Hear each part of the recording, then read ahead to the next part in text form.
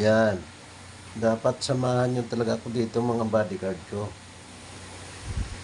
Kasi may aswang dito. Yan ang aking bodyguard na si Kikayo. Sinabihan ko yan na samahan ako dito at may aswang. Mag-monitor siya dito sa bintana. At ito naman si Bunso. Nasa lapag. Ayaw pa umakyat sa kama. Samahan nila ako at sabi ko may aswang dito sa loob ng kwarto. Malamig naman at may electric fan.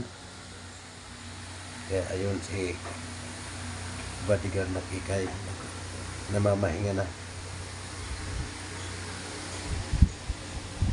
Tutulog na kami. Tapos na kami maghapunan.